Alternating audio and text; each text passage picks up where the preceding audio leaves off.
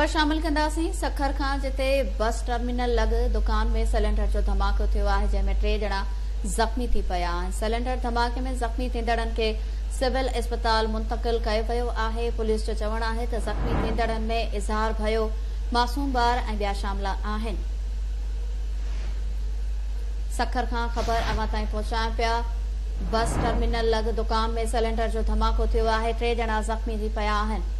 Cylinder धमाके में ज़ख़्मी थींदड़नि खे सिविल अस्पताल मुंतक़िल कयो वियो आहे। ज़ख़्मी थींदड़नि में इज़हार भयो मासूम ॿार ऐं ॿिया शामिल आहिनि। तफ़सील मालूम कंदासीं। लाइन ते मौजूद आहे अनस गांगरो। जी अनस, छा तफ़सील आहिनि? जी रोशनी, बिल्कुल सखर लॻ बस टर्मिनल वटि सिलेंडर फाटण सबबि धमाको थियो आहे, जंहिंमें 3 जेके शहरी आहिनि उहे ज़ख़्मी थी पिया आहिनि।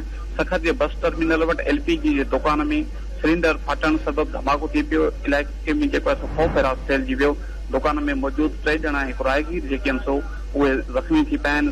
पुलिस ऐं रेंजर्स जेको आहे सो वाक़े वारे हंधि पहुची करे ज़ख़्मियुनि खे अस्पताल पहुचो आहे, जिते खेनि जेको आहे सो सुम्हनि इलाज कयो पियो वञे ऐं फर्स्ट एड ॾिनी पई वञे। जी वॾी महिरबानी नासिन। अनस गांगरो तफ़सील ॾिना आहिनि सखर खां।